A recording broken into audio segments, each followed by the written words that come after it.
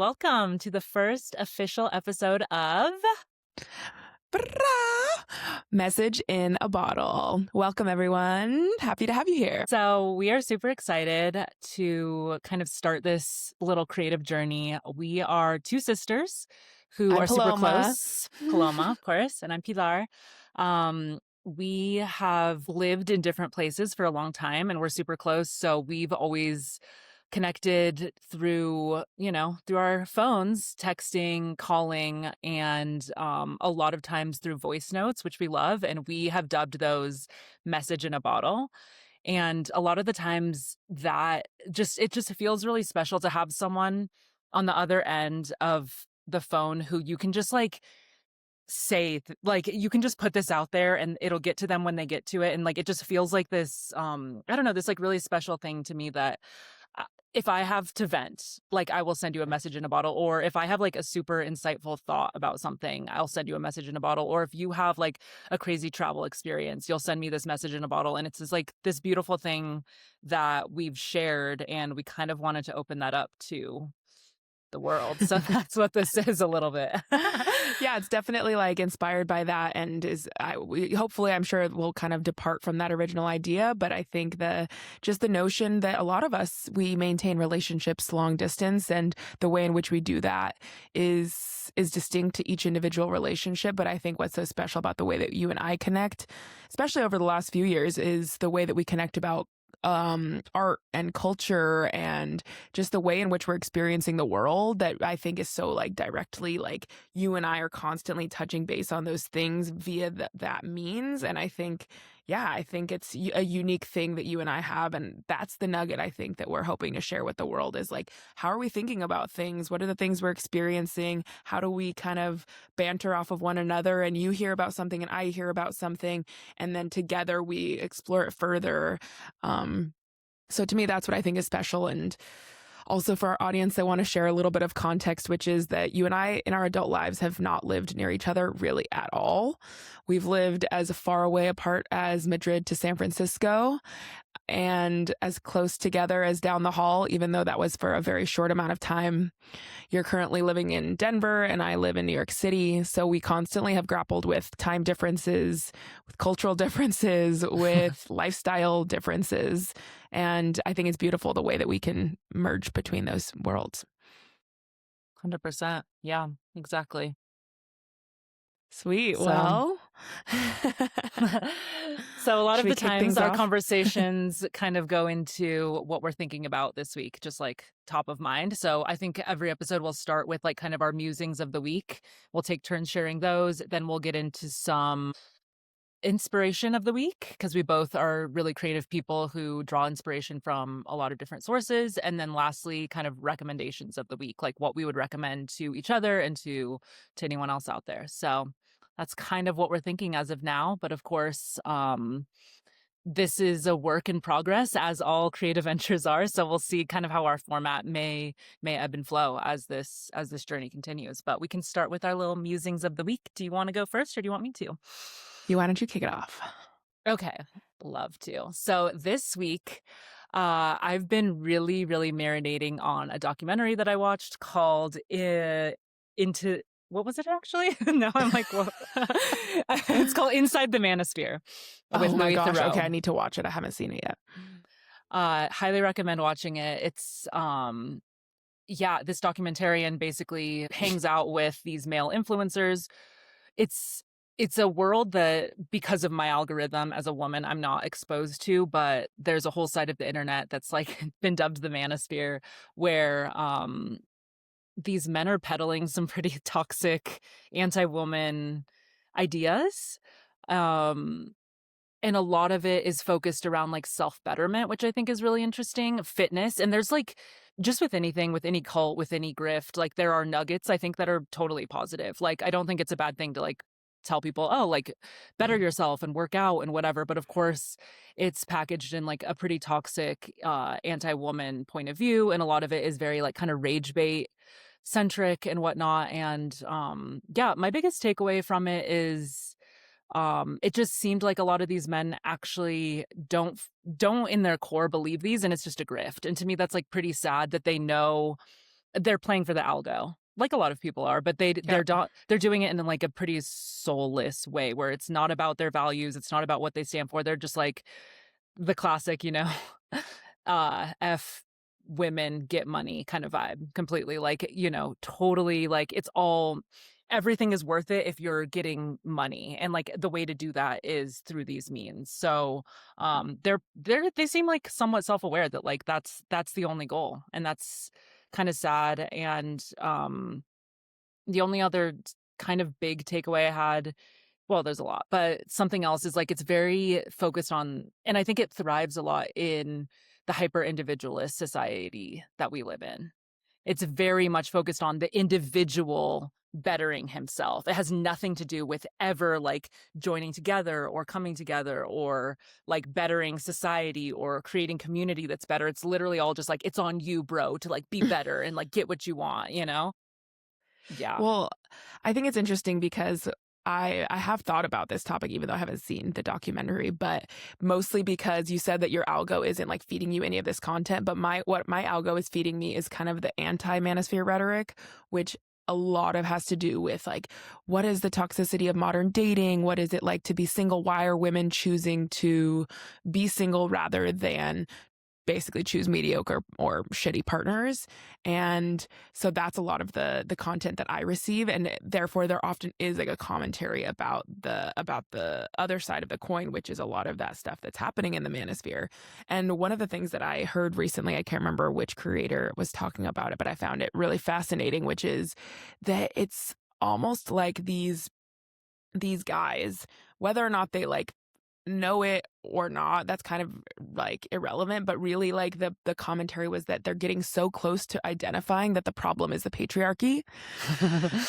But then instead of blaming the patriarchy and blaming like the systemic causes at play, they then like at the very end, before they're about to approach that like result and that answer and that kind of that thing that would actually bridge the gap between us and them, which is like we actually both are like, frustrated by the system and the system isn't functioning for any of us, then they're like, nope, it's women.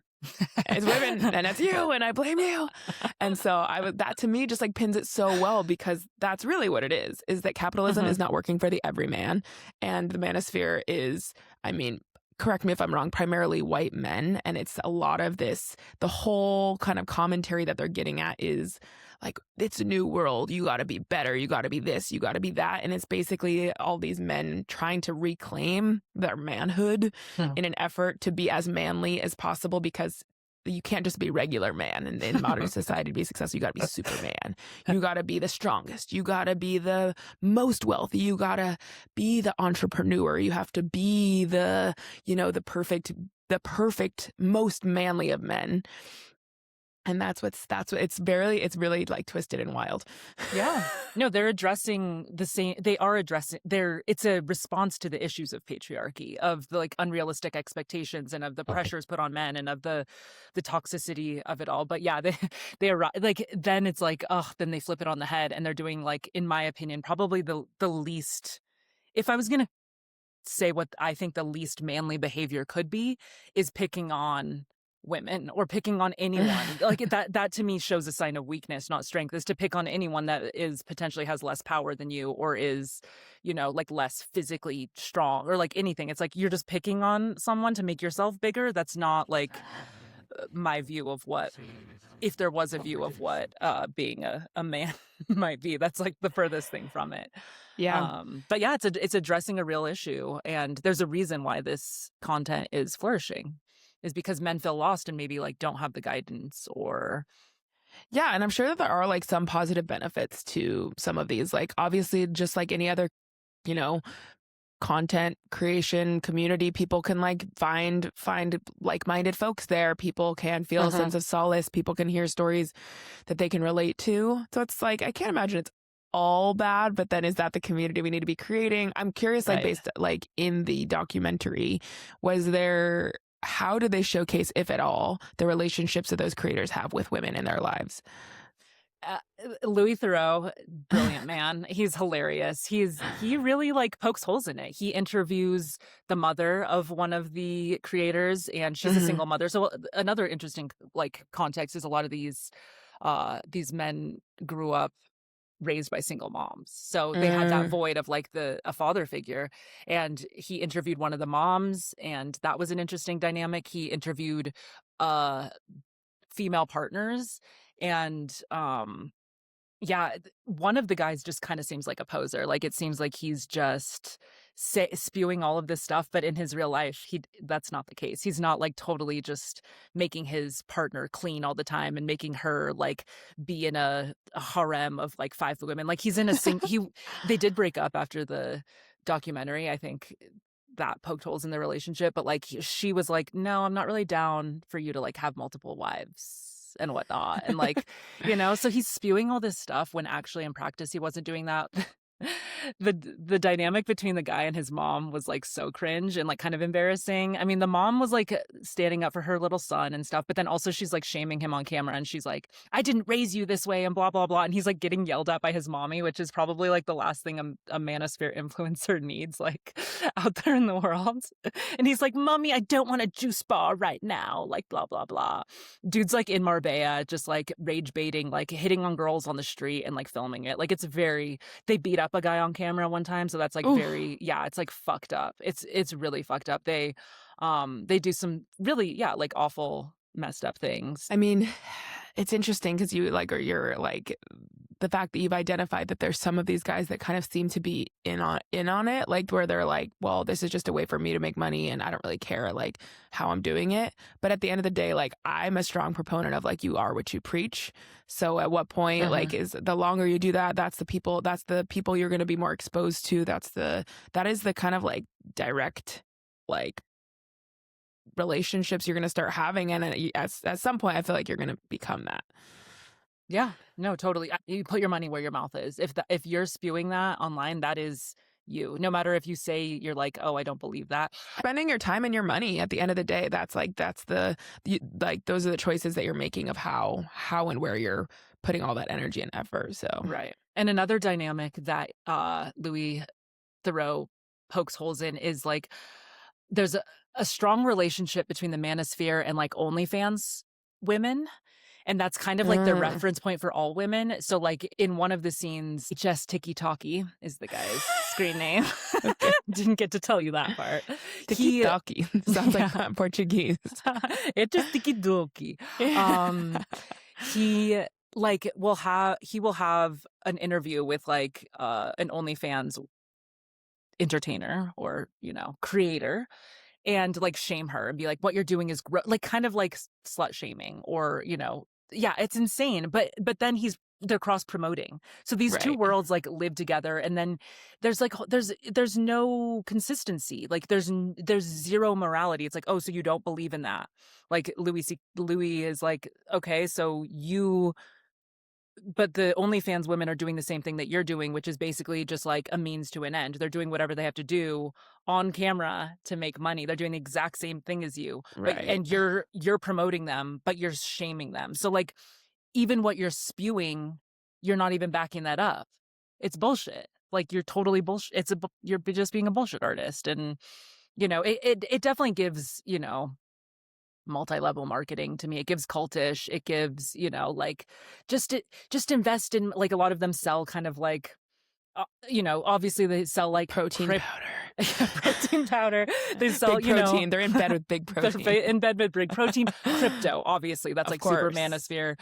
Their self-help kind of like how to be a man courses. Like a lot of them are like teaching these bullshit courses, trading courses, like so.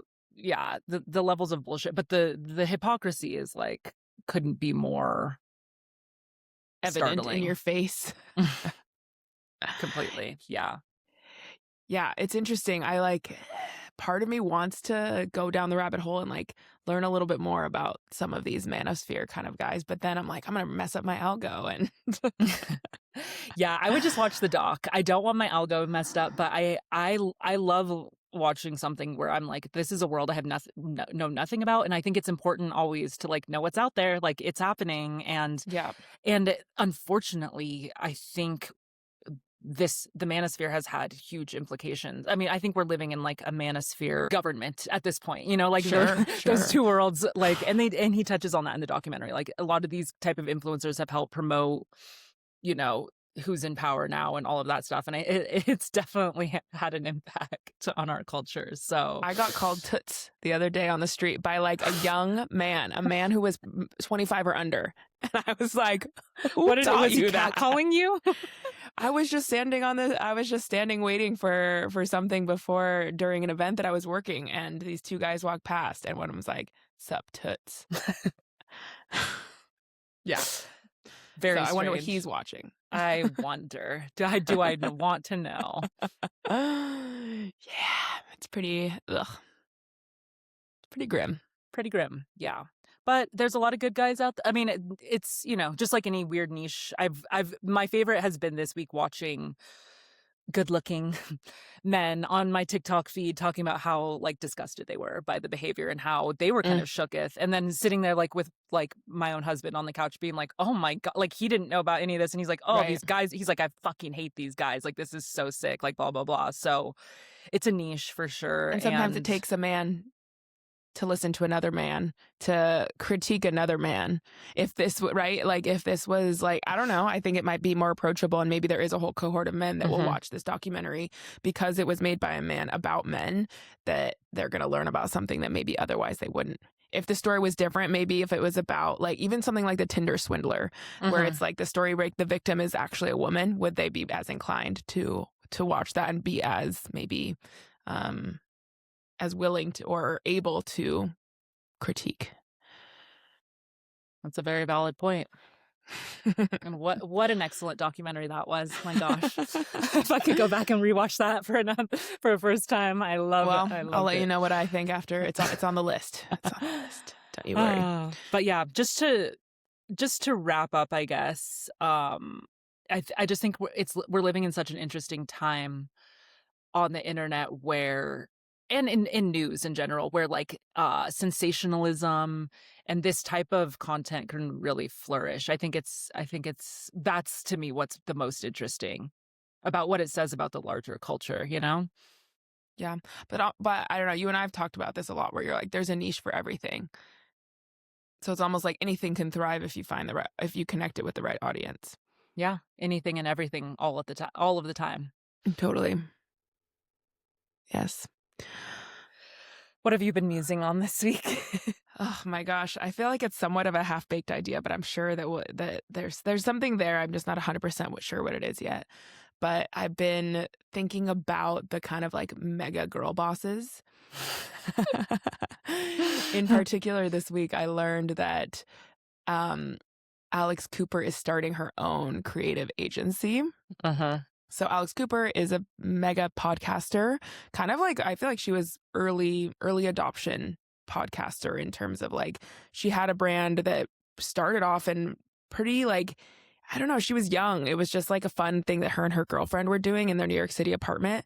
And they were goofing off and joking about mostly about sex and dating and boys in their young 20s in New York. And then it just evolved into something that is so huge. So yeah, I mean, Alex Cooper now she's interviewed Kamala Harris during the election. She's interviewed a ton of big celebrities. And now her whole brand is really like pivoted to be a little bit more like interviewing women about interesting things related to women. Sometimes it's like fun, sexy dating relationships, but often is much bigger and broader than that, and political at times too, which is great. But anyway, all that to say, she already has I think she has like maybe 2 or 3 companies or brands.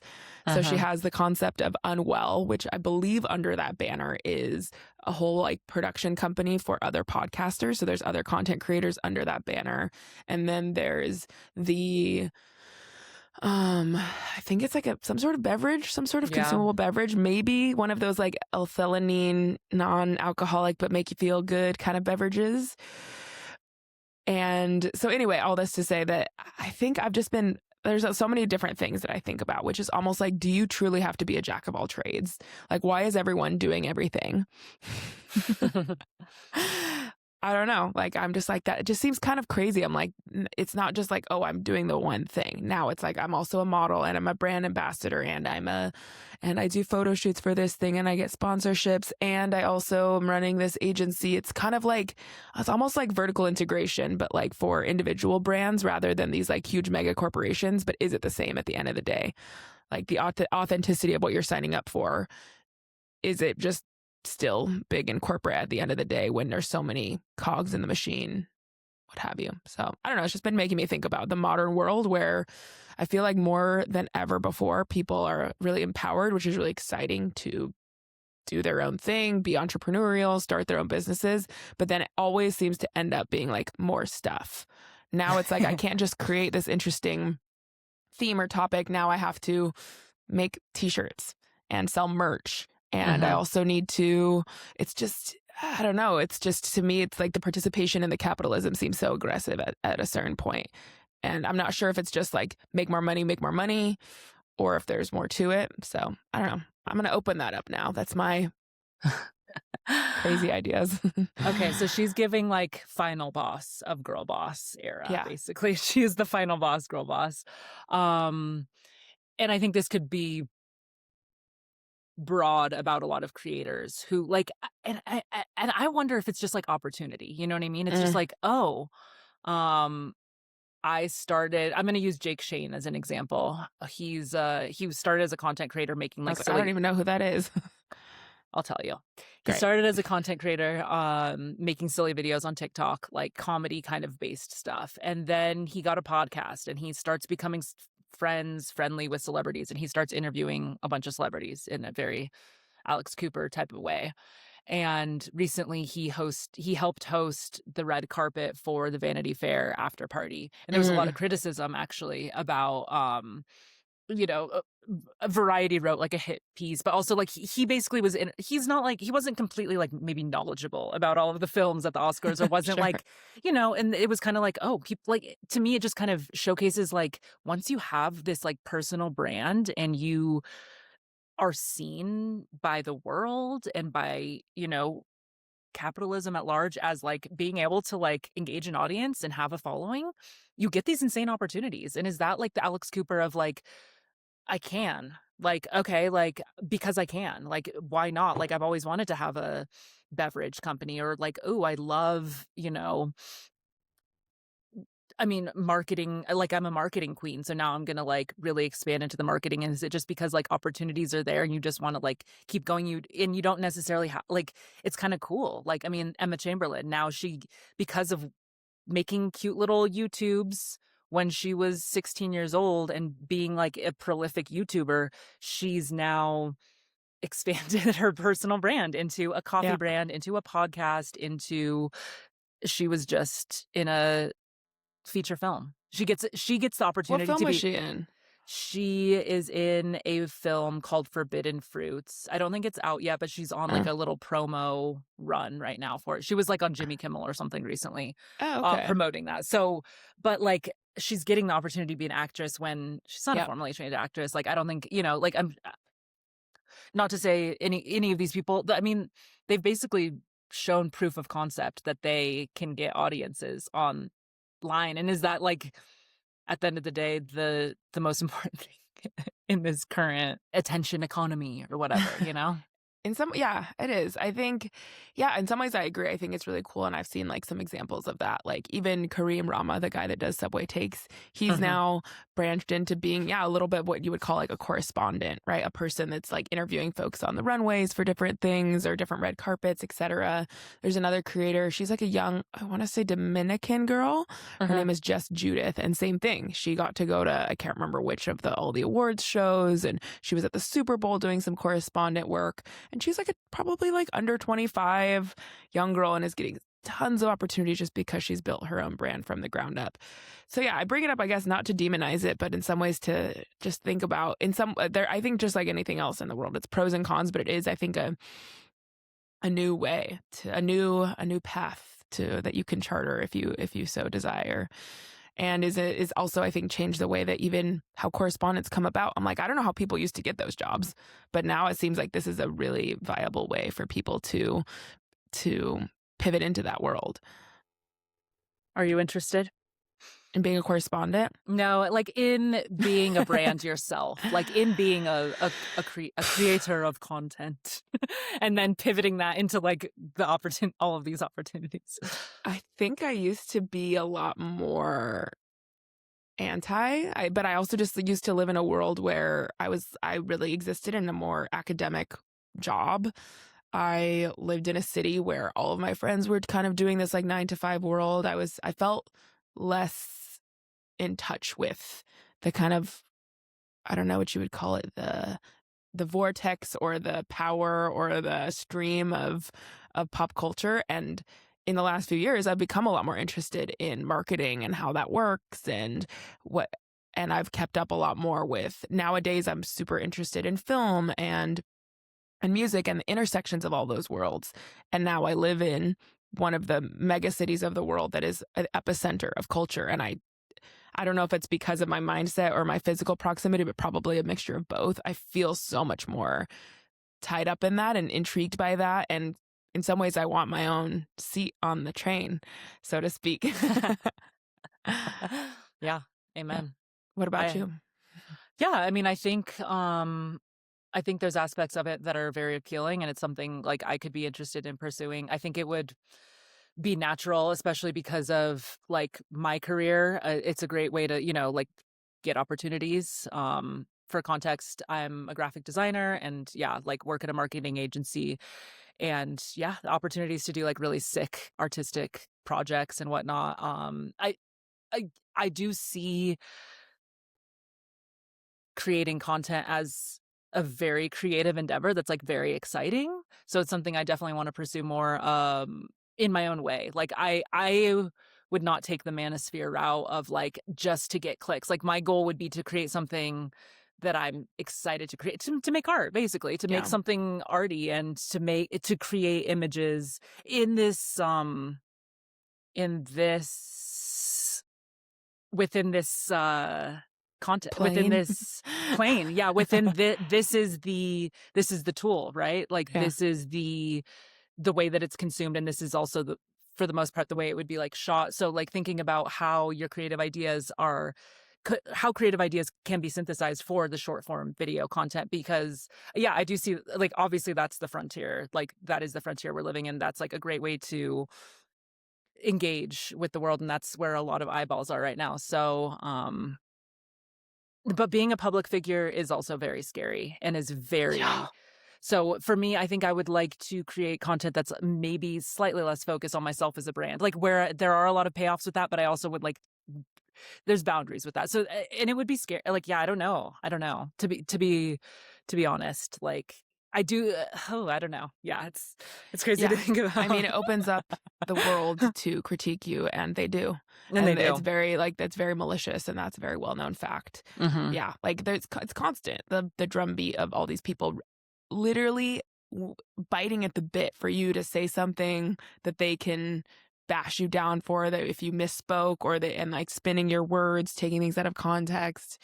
Yeah, I think it is that to me is also the scariest part about it, is to the expectation of perfection, both in look and in persona and in communication and the things that you say. Yeah, like is the trade-off. I mean, the trade-off of opportunities and of people maybe really supporting you and really loving you. There's the trade-off of like, oh my gosh, the haters, and then like, oh yeah, that shit sucks, man. I can't imagine like Yeah. how heavy that is, because it's so vast. Like it's unknowable to us how vast.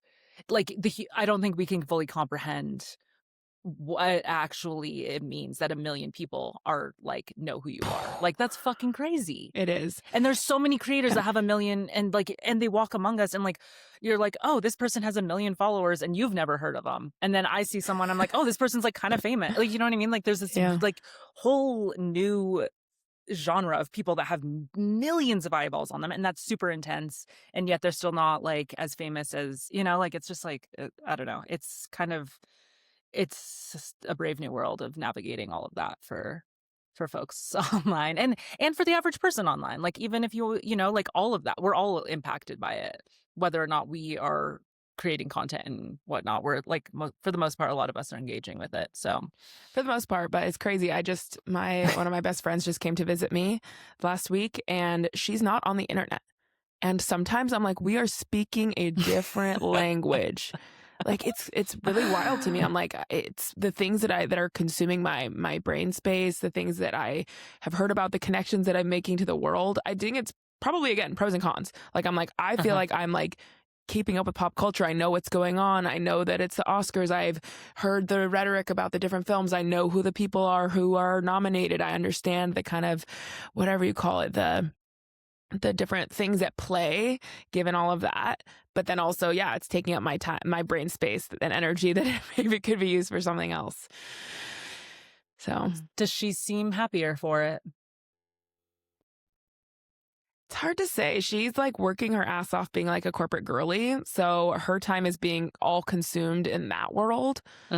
So it's like, yeah, she's making good money and she's building up her career, but she's also, that's taking up everything. And therefore, like, for me, I'm like, it's also partly like leisure time. It's like, not, am I just like seeing a TikTok about who's going to be the winner and what are the pros and cons of the different movies that are up for it. But I'm also like, oh, I've watched the film, or I'm going to watch the film. And then I read an article about the film, and there's a certain creative outlet to participating in that for me based on the type of content that I'm consuming and how I consume it. Yeah. Yeah. I totally think it depends on the lens that you're engaging with, and like we said, anything and everything. Like, it could be literally, everyone's algo is so different. I think that's going to be interesting as we move forward. Like you spoke about, feeling like you're speaking different languages as a person who's not online, and kind of these reference points. So like, pretty much I can talk to anyone my age, our age, early or mid 30s. And you can reference something that was on MTV when we were in our youth, and everyone knows it. It's like this universal, because there was less content in a way. Right. It's like, oh, I'm talking to my coworkers, like, oh my gosh, you remember Pimp My Ride, or you remember like My Super Sweet 16? And they're like, oh my gosh, of course. So like, you reference a movie, and now you reference something that you think, like, I'll reference something that I'm like, this has gone super viral, blah, blah, blah. And then like, my husband's algo is different, and he's like, oh, I haven't heard about that, but I heard that like about this other thing. And it's kind of like interesting how our cultural reference points might be like really spreading out, is what I've noticed too, which is interesting, versus like being really, really concentrated, because like we had, less channels, and like a lot of us worked like I don't know. It's I had the same thought the other day, actually, because you have like the boomer generation, like our dad. He grew up and there was literally 3 channels on the television, and therefore everyone has watched every movie that came out there. Everyone has watched every news. It's all like it's homogenous. The information and the kind of cultural things that people are consuming, and now it's quite vast, which I think can be very exciting, but also, to your point, can make it harder to bridge those gaps and connect with one another. Yeah, absolutely. And then it's like fun when you're like, I went on a walk with my friend yesterday, and our algos are aligned, and she's chronically online just like we are, and we know what we're talking about. Like, we bring something up, and we like, there's a very little that we haven't overlapped. So it's crazy. It is crazy. It is really crazy how we're connecting through that shared thing. It's like almost like when you find someone, it's like you're really going to be aligned. Well, I knew that there was something there, so very interesting. Yes, absolutely. Yes. 10,000%. Our next topic is, are you ready? I think so. You? Okay. Yeah. Our inspo of the week. What are you inspired by this week? Or do you want me to start? I can go. I have been inspired by all of the videos that I've seen from the first concert of Rosalía. Okay, you took mine. Yeah, I knew you were yours.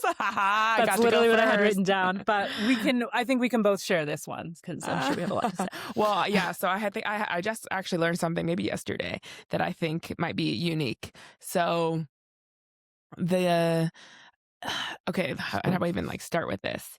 So background context, Rosalía came out with her latest album called Lux in English, Lux in Spanish. She sings in 13 or something different languages. She takes a lot of inspiration from, I believe it's like goddesses and saints from various world religions. And so in some of the various songs, that's the kind of complementary nature of it, is like I'm singing in the language in which this saint is from, or where this kind of religion has its home base, etc. So it gained a lot of attention when the album first came out, that I gobbled up. And I think we talked a little bit about like listening to some different interviews and stuff like that. And it's definitely a huge departure from her previous albums. Very, very much more like artistic than kind of just like pop forward. And to me, I think we've talked about like relating her to Bad Bunny in the sense that they both have kind of like gotten to mega stardom doing stuff that's fairly mainstream and approachable, and then in the recent, like their most recent releases, have done something that's really like close to their heart and is really just like, this is the art I want to make, regardless of it being maybe the thing that a record label might think is going to gain a lot of fame and attention and money, whatever. So anyway, she just started her tour, and the look of it is incredible. It's very performance art based. It's very like sleek stage design and is very people centric. Like the people are creating the art more than some sort of like fantastical pyrotechnics and crazy elaborate or something. Exactly, elaborate stage pieces. Like it's fairly like, yeah, like a play, like something where it's like the people every day are using fairly like minimal components to bring together something quite dynamic. So I learned actually that the group that choreographed the dance for, this is actually for her what is it called? This is related. What is the British awards that she did? What is it called? Do you know? I think it's just called the Brit Awards or something like that. But yeah. Something like that. So she did a performance right before the tour started there. And that group, now I'm getting it confused if it was the tour dance or this one dance. I should know this. I can look it up. But anyway, I found out that group is I believe they're like a French-based dance group that just did a performance here in New York City. And I was supposed to go, but I couldn't. So I missed them in person. But I don't know. It's all these like little connections of the world. I'm like, oh, wait, that choreography group is involved in that. And they happen to have performed here. And this person that I know that's really obsessed with dance like shared that with me. And I don't know, it just felt like a beautiful combination of like artistic outlets and worlds merging into something that I think is really dope.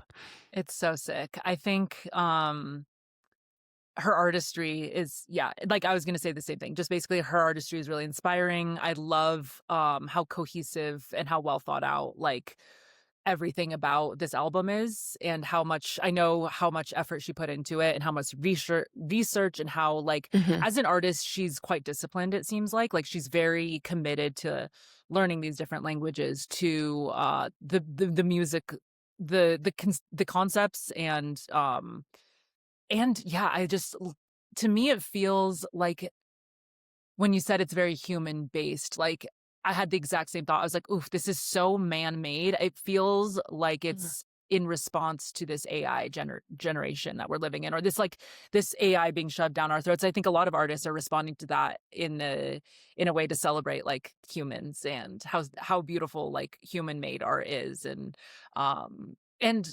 her celebration of kind of like traditional art forms, opera, ballet. There's a lot of like ballet references. Not the opera and the ballet. If you know, exactly. You know. Yeah, exactly. So yeah, I love the visuals of it, the way that it's all thought out, like it's conceptual and it's working really well. She's so insanely talented. Like the voice, the hand thing though, like all of the hands, so sick. It's so simple, and she's on point. So simple and so sick. She's literally dancing ballet on point. Incredible. I'm like, that's so intense and so gnarly. And she's like has her operatic like singing voice, and she's classically trained. I think the other thing that is really like shown through in this most recent album and now with this tour and like the way that she's been doing all these performances leading up to that is the fact that she is she's a jack of all trades. She is a multifaceted talent. And to me, then like juxtaposing that with your kind of like average basic pop girly star that's just up on stage in a little bikini shaking their ass is so wildly uninteresting to me. Okay, let's talk about Addison Rae for a second, because how did you know that that's who I was thinking because about? all she's doing is she's not taking inspiration. She is literally carbon copying, trying to be Britney Spears. Like, it's so boring. Like you said, it's just so like, at least like, yeah, take inspo, baby. We all like steal like an artist. Steal like an artist. Don't just steal. Like, that shit's so boring. Like, what are you doing?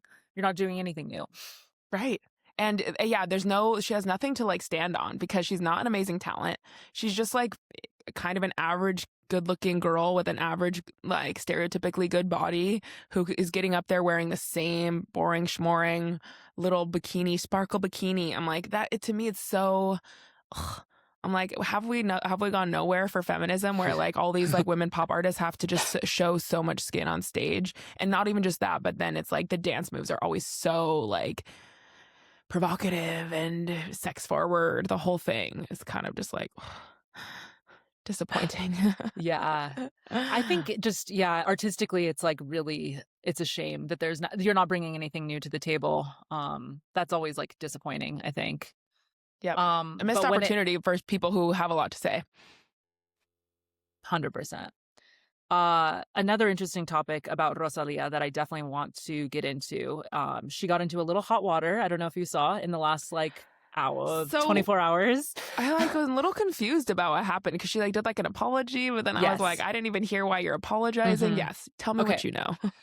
She was on a podcast during, like a press tour for her album and whatnot, and they kind of got onto the topic of one of my favorite topics of all time, separating the artist from the art. Yes. And she was talking about Picasso, and she was just basically like saying to the interviewer, like, I love Picasso, and like sometimes you have to separate the artist from the art, and like I don't like, he's maybe been slightly problematic before, but like I just really love his work, is basically what she said. And then people were like all over her because apparently, and I don't think this was like super, to me it doesn't seem like it's like super well known or like was really like had a big moment, is the fact that Pablo Picasso was a predator, he sexually abused women, he raped or sexually assaulted women, and they've come forward and said that. And so basically that's what the apology is about. She's like, I didn't know the extent of it, I didn't know how bad it was, like I'm definitely not excusing his behavior, but I do think there's always an interesting conversation to be had about separating the art from the artist. And so yeah, I mean, I think she's such a classy woman that she like immediately was like, so like, I'm gonna apologize about this and whatever. I think it also goes back to what we were speaking about maybe 10 minutes ago, cancel culture, and like how being a public figure, dude, is like such a difficult place to be. And she was kind of like, in her apology was like, you're talking for so long, and like, sometimes you say things, and like I'm human, and like, like it's, people will demonize you for saying like that you like Pablo Picasso, something you didn't think was like, to me didn't seem like it would be something that would be like cancelable. Like, oh yeah, like Picasso's like considered a great artist in our time, and like who knew that he had just been canceled? Someone else has just been canceled post-mortem as well, Cesar Chavez. I don't know if you heard about that. I heard about that this morning on NPR. So it's like, oh my gosh, like I'm gonna say my take and then I'm gonna turn it over to you, but basically my take is like, you have to separate the art from the artist, because otherwise there is no fucking art left, because everyone is problematic because they're human, and especially men that were run wild 50 years ago to be assholes and to be predators. Like, fuck, we would have no art and we would have no social revolutions. Like, this is shitty. Like, it sucks. And I don't think it's like, I think we're all multifaceted humans, and I don't think it's like excusing someone's horrible behavior by saying like, oh, also they, like, I don't know. I also don't think it's fair to like that everyone needs to know everything about every person whose art that they consume. That is would be an overwhelmingly daunting task to even ask of somebody.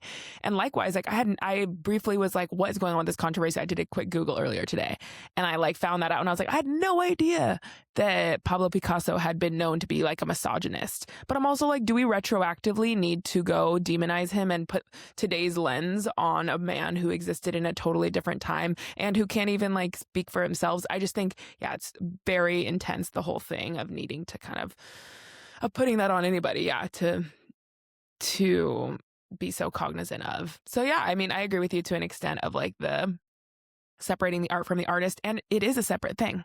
Like it is not their person, it is a separate thing that they have created and have put out into the world, and it's, I don't know, it's its own entity, the art itself, a film, a book, a piece of music, what have you.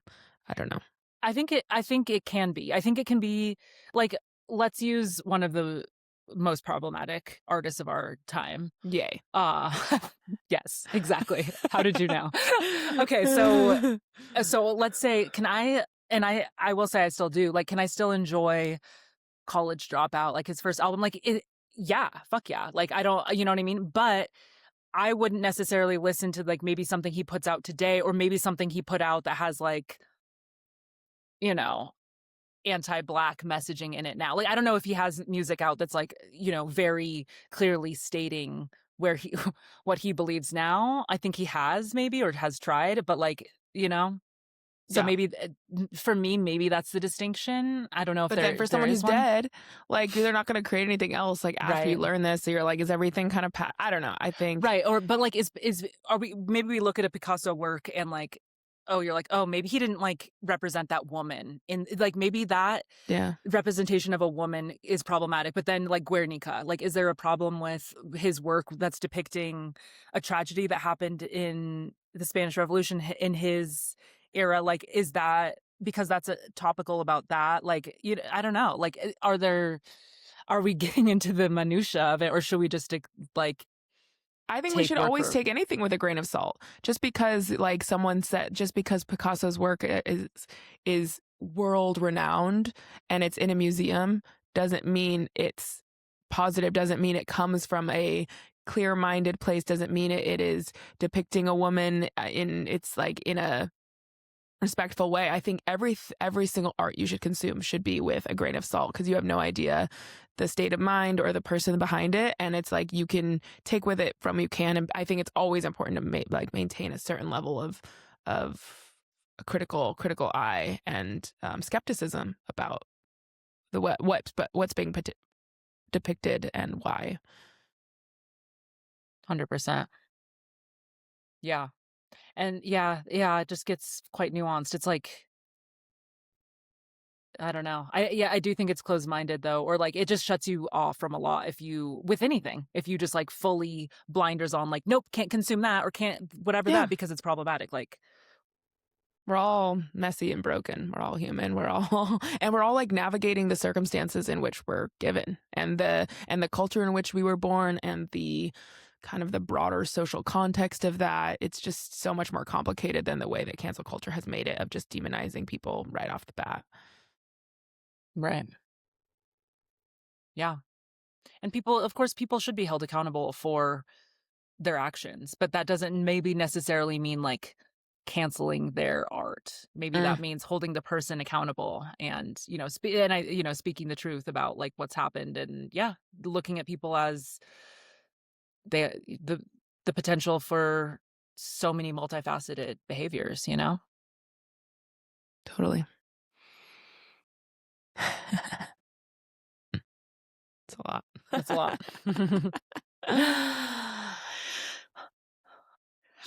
This kind of relates to our final topic, at least my little snippet for the final topic, which is our recommendation of the week. Let's hear it. So my friend visited last week in New York City, so my recommendations are a little bit localized in their nature. So those are for any of you who live in or plan to visit New York City in the nearest future. We went to, so it's a do and it's a don't, all mixed up into one. The don't go to the Guggenheim right now.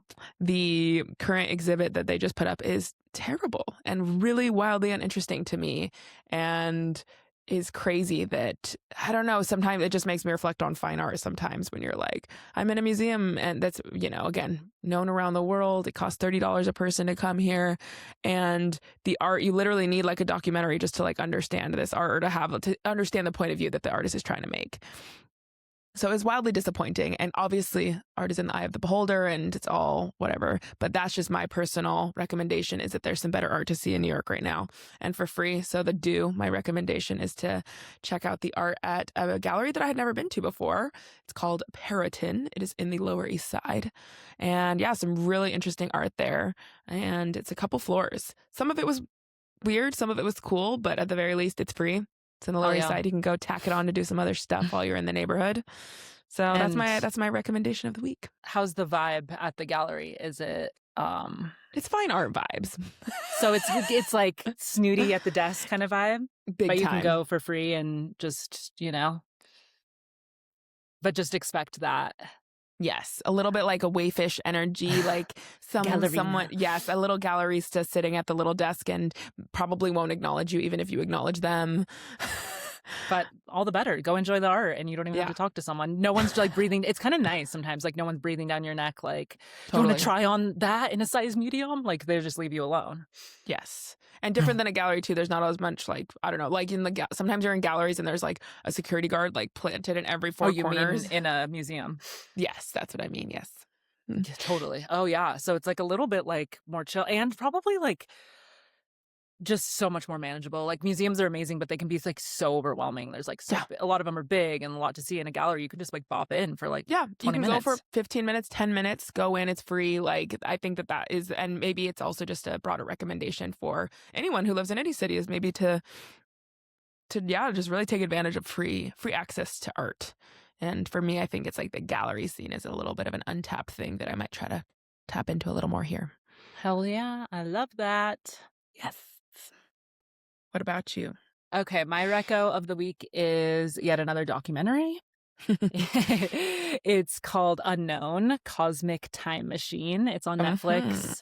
And I'll just give you a super high level. It's about the Webb telescope that went up like 5 years ago and got some insane images of the past, which is like just very trippy to conceptualize and nearly impossible as humans. But basically, because of like the speed that light travels, we can look in the past. If you take pictures really far away, you're actually looking at the past. And like they always say that, like when you're looking up at the stars, like you're seeing something that like is actually in the past because of the time that light takes to travel to your eyes. So watch that and trip out on like how tiny we are in the universe, because it's such a trip. Like it's so vast. It's so vast and so unknowable. And we are like these tiny little dots. And it just like, it's an exercise that's like almost impossible to do, but like it's kind of an exercise of like contextualizing yourself and your existence and humanity's existence and the planet's existence within like a larger picture. That's it's kind of like it's mystical, it's spiritual, it's like because it's so like so hard to fathom and so unknowable. It's like a trippy concept. And I think obviously that's like where religion and beliefs and stuff come into play for us humans still in this era where we know so much, we still know so little kind of vibe. And it's like, wow, it just makes me tripped out. And I love to think about the universe. So I mean, I think that sounds like a welcome reprieve to being like all the time I spend thinking about the kind of like the macro of like society and culture. And this is like the macro that's like, it has control that we don't even know how much control it has over all of that. And is so much bigger than those things that we get caught up in. Right. Absolutely. Yeah, I've got a little documentary list to get going for the weekend. Hell yeah. I love it. Well, I think that's a good note to leave people on with some recommendations, and we'll be sure to include all of those links in the description below, so you can easily take a look and go do some exploration for yourselves. Awesome. Well, see y'all next week. See you soon.